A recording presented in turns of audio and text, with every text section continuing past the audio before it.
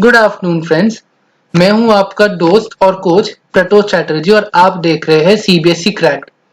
आज हम class 12 CBSE के हिस्ट्री बुक 1 के chapter 1 bricks beads and bones को स्टार्ट करने वाले हैं। तो let's start.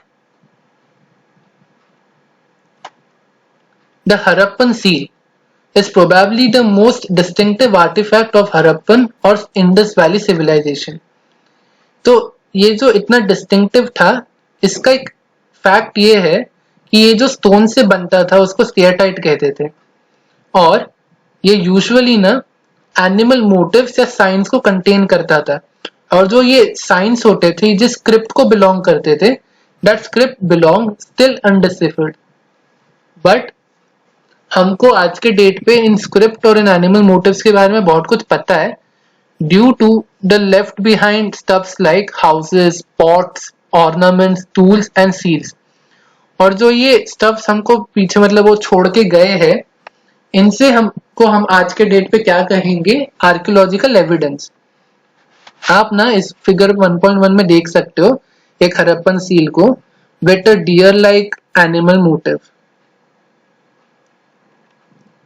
Terms, places and times. Indus Valley civilization is also called the Harappan culture. So archaeologists के हिसाब से culture क्या होता है? A group of objects distinctive in style that are usually found together within a specific geographical area and period of time. तो एक group of object जो एक distinctive style को represent करता है और usually एक साथ एक geographical area में या फिर एक पर्टिकुलर टाइम फ्रेम में बिलोंग करते हैं, उन्हें कल्चर कहा जाता है। These distinctive objects include seals, beads, weights, stones, blades and even baked bricks. ये ऑब्जेक्ट्स जो है ये हमें फार अपार्ट एरियाज जैसे अफगानिस्तान, जम्मू, बलूचिस्तान और गुजरात में मिले हैं। तो इसका मतलब ये साफ हो जाता है कि या तो Indus Valley civilization was a civilization that spread across acres of land, या फिर Indus Valley civilization के दूसरे civilization के साथ अच्छे ट्रेड्स थे, जिस कारण हमें ये ऑब्जेक्ट्स भी उन सिनेरियो वहां पे देखे मिलते हैं वहां पे। Named after Harappa, the first site where this unique culture was discovered, civilization is dated between 2600 C and 1900 BCE। तो ये जो BCE है और ये जो C है, इनका जो फुल फॉर्म है या व्हाट दे स्टैंड फॉर, इसके बारे में आपको आगे पता चलेगा। C का BCE तो आपको पता है, बिफोर कॉमन एरा, बट आप फॉर C आप इसको ऐसे याद रख सकते हो कि ये अप्रोक्सीमेट होता है, कि मतलब 2600 अप्रोक्सीमेटली होगा ये era. There were earlier and later cultures often called as early Harappan and late Harappan in the same area. The Harappan civilization is sometimes called a mature Harappan culture. तो आप यहाँ पे abbreviations देख सकते हैं pink box पे। BP stands for before present, BCE stands for before common era, CE stands for common era, जो आज के डेट पे हम बोल सकते हैं is 2015 according to the dating system. और जो मैंने सी बोला था, that stands for a Latin word circa which means approximate. यहाँ पे जो मैप 1 है, मैप 1 में आप देख सकते हैं कि मैंने कुछ पॉइंट्स को या फिर कुछ प्लेसेस को हाईलाइट किया हुआ है। आप एक नोटबुक या फिर एक मैप निकाल के इनको मार्क कर सकते हैं या फिर टेक्स्ट बुक में एक अंडरलाइन कर दीजिए, because this are the places that are quite important for your map pointing in exams. Early and mature Harappan cultures, ये ना जो फैक्ट्स दिए हुए कि सिंध और चोलिस्तान के बीच में total number of sites, early Harappan sites, ये एग्जाम में कभी कभार आ जाते हैं, तो आप इनको भी अंडरलाइन करके रखिए। Beginnings. These cultures were associated with distinctive property, मतलब distinctive properties like potteries, evidences of agriculture, pastoralism, crafts, settlements were usually small due to no large buildings were ever seen in these areas. A break between It appears that there was a break between the early Harappan and Harappan civilization. क्यों? Because there was seen that there were large scale burning at some sites as well as the abandonment of certain settlements. अभी हम उनके subsistence strategies के बारे में पढ़ेंगे. Mature Harappan culture developed in some of the areas occupied by early Harappan cultures shared a certain common elements including subsistence strategies. जो Harappans थे, they ate wide varieties of plant and animal products, including fish. तो जो archaeologists थे, they have been able to reconstruct dietary practices of Harappans through finds of charred grains and seeds. तो एक question कभी कभी exam में आता है कि जो डाइटरी प्रैक्टिसेस थे उनको रिकंस्ट्रक्ट किस फाइंडिंग के बेसिस पे किया गया है, तो वो क्या होगा answer? Charred grains and seeds. These are studied by archaeobotanists. अभी जब हम वेगन डाइटरी प्लान्स की बात कर रहे हैं या फिर वेजिटेशन या प्लांट के बारे में बात करें तो वो स्टडी करेगा आर्कियोबोटानिस्ट. जैसे यहाँ पे दिया है, archaeobotanists are specialist in ancient plant remains. और जो grains found at Harappan sites were, मतलब हमको ग्रेन्स मिले थे वो क्या थे? Wheat, barley, lentil, chickpea, sesame. और जो मिलेट था वो हमें गुजरात के साइड्स में मिला था. And rice was usually rare in this findings. Animal bones were found at Harappan sites. और ये जो बोन्स थे इट इंक्लूडेड कैटल, मतलब कैटल मतलब काउ, बफेलो, या फिर शीप, गोट, पेग एक्सेट्रा. तो मतलब आप कह सकते हो कि आर्कियोजोलॉजिस्ट जो थे ये कहते थे कि मतलब इनको डोमेस्टिकेट किया जाता था. अभी हमने देख लिया कि एक तो हो गया डोमेस्टिकेटिंग एनिमल्स, दूसरे हो गए प्लांट्स. अब होता है वाइल्ड स्पीशीज का क्या हुआ. There were certain bones found of wild species too. वो कौन थे? बोर, डियर एंड घड़ियाल. और sometimes bones of fish and fowls were also found. अब ये हमारे आर्कियोलॉजिस्ट डिलेमा में है कि like they are not so sure कि ये जो वाइल्ड स्पीशीज के बोन्स मिले हैं इसका मतलब क्या है. Were these wild species hunted by the Harappans और like they were traded from any hunting societies और हंटिंग कम्युनिटीज. अभी हम एग्रीकल्चरल टेक्नोलॉजीज की बात करेंगे. While the prevalence of agriculture is indicated by finds of grain, it is more difficult to reconstruct actual agricultural practices. Representation of seals and terracotta sculpture indicate that the bull was known. अब यहाँ पे figure 1.3 में देख सकते हो एक bull का terracotta toy है. अब आप ये सोचिए, अभी अगर उस टाइम में एक बच्चा ऐसे टॉय के साथ खेलता है, इसका ऑब्वियसली मतलब है कि मतलब उसके मॉम डैड या फिर जो उसे खरीद के दे रहा है या फिर उस टाइम के जो अडल्ट्स हैं उन्हें पता है बुल क्या है या फिर ऑक्सन क्या है. So they use to use it in farming और एग्रीकल्चरल प्रैक्टिसेस. हम लोग जो देखते हैं हमारे गाँव में जो खेत में हल चलाते हैं, हल को खींचता कौन है? अ बुल और an oxen. And archaeologist extrapolate from this that oxen were used for ploughing. जो मैंने अभी कहा. Moreover, terracotta models of plow have been found at sites in Cholistan and Banavali. ये क्वेश्चन आता है 1 मार्क के लिए कि terracotta model of plow has been found in which sites. तो आप क्या लिखोगे? Cholistan and Banavali. Archaeologists have also found evidence of plowed fields at Kalibangan. ये भी एक important question आता है कि plowed field का evidence हमें कहाँ मिलता है. आप क्या लिखोगे? Kalibangan.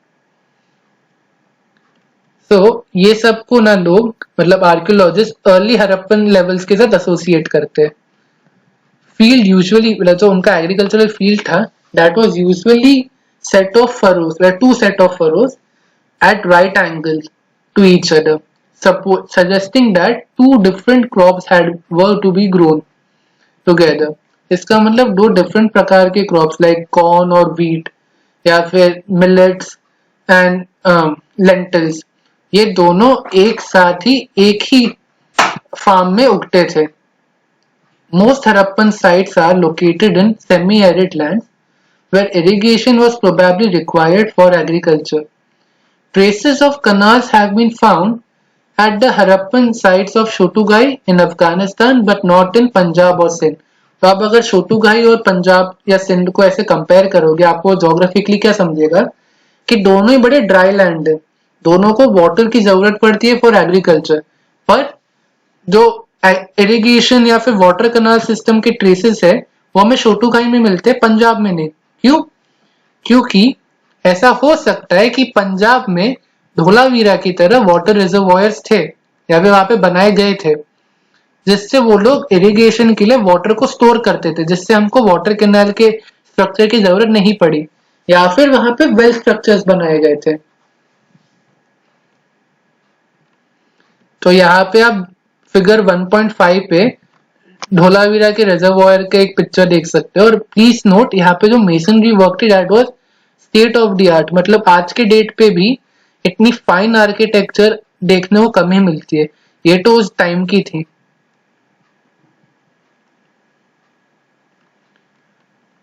Mohenjo-daro planned urban center. The most unique feature of Harappan civilization was the development of urban centers.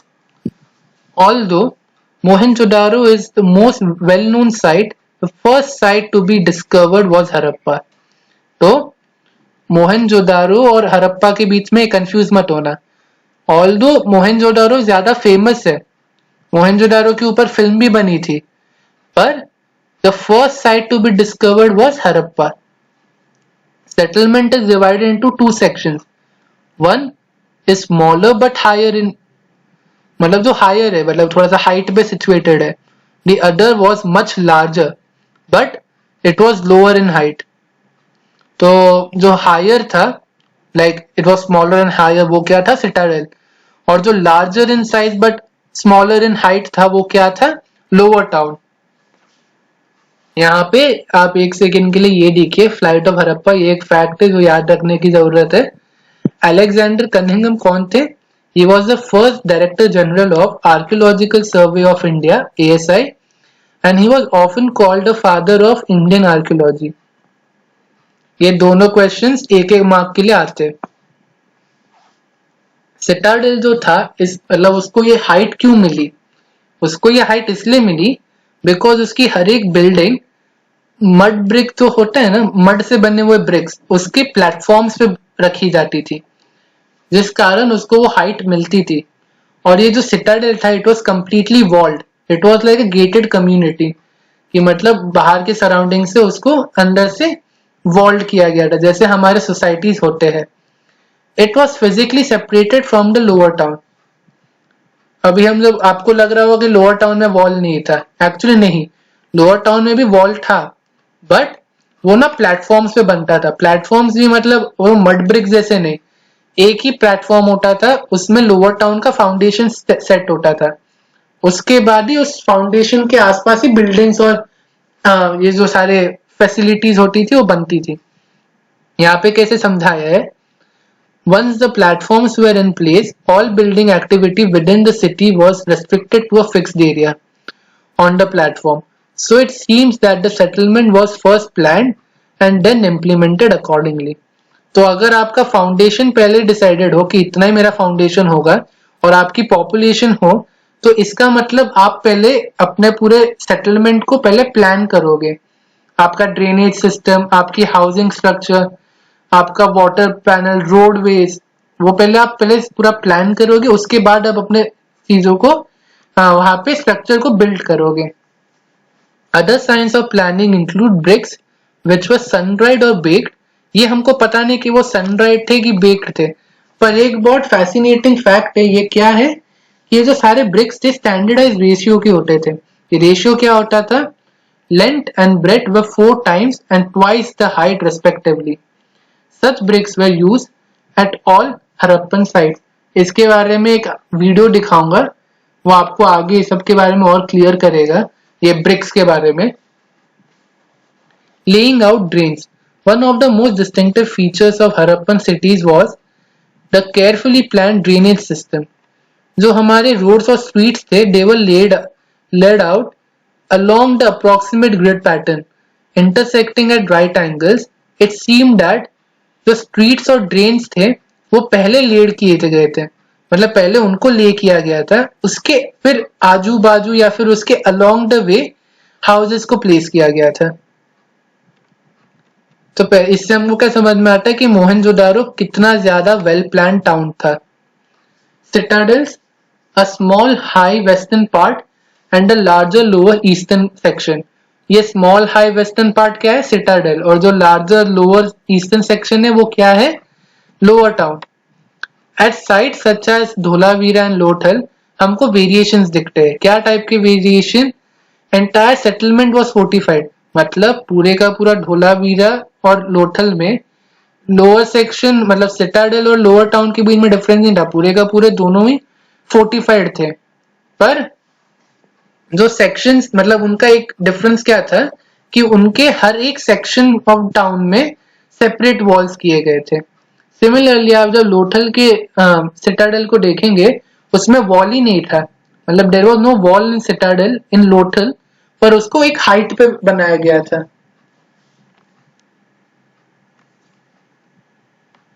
Domestic architecture. Lower town at Mohenjo-daro provides example of residential buildings. Many were centered on a courtyard with rooms on all sides. Courtyard was probably the center of activities. तो courtyard में basically क्या type के activities होते थे? Cooking and weaving, particularly during hot and dry weather.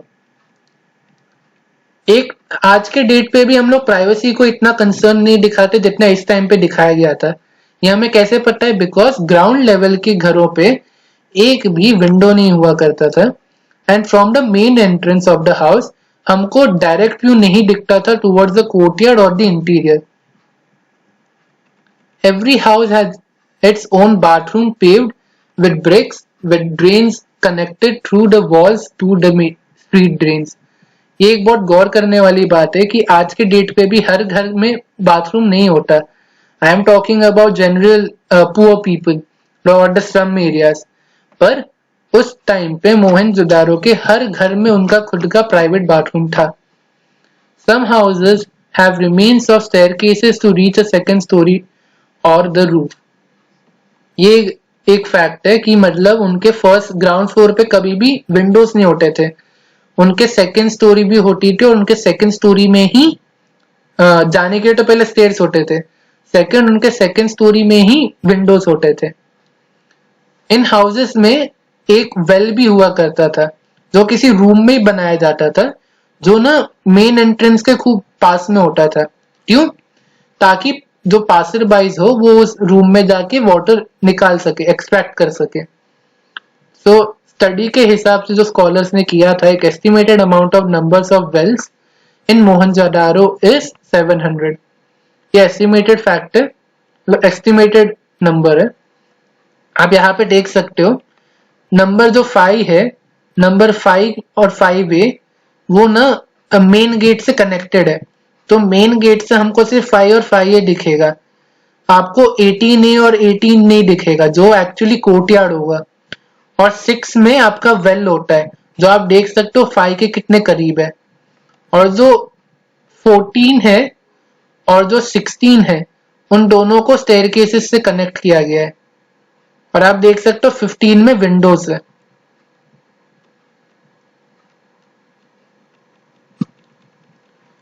And Citadel. तो अब मैं एक वीडियो प्ले करूंगा that would be describing nearly everything about Mohenjodaro and it's town structure, जो उसने बहुत सिग्निफिकेंटली एक टाउन स्ट्रक्चर बनाया और टाउन प्लानिंग की थी, उसके बारे में एक वीडियो प्ले होगा। So please watch it and kindly subscribe the channel, and if you like my videos, comment them and subscribe and please share. Although Harappa was the first site to be discovered, Mohenjo-daro became more well known because it was one of the largest urban settlements of the Harappan civilization. Archaeological excavations at Mohenjo-daro reveal that the city of Mohenjo-daro was divided into two sections, the citadel and the lower town. The citadel was smaller but higher, while the lower town was larger but lower. Archaeologists believe that the citadel was a fortified settlement and consisted of some important structures such as the Great Bath and the warehouse, while the lower town consisted of houses and workshops. The warehouse in the citadel area was a massive structure. Archaeological evidence suggests that the lower portion of the warehouse was made of bricks and the upper portion was probably made of wood. The Great Bath in the citadel area was a large rectangular tank which archaeologists believe was meant for special ritual baths. The tank was located inside a courtyard and was surrounded by a corridor on all four sides. The tank was mortared with gypsum to make it watertight. Two-step ways led to the tank, one from the north and another from the south.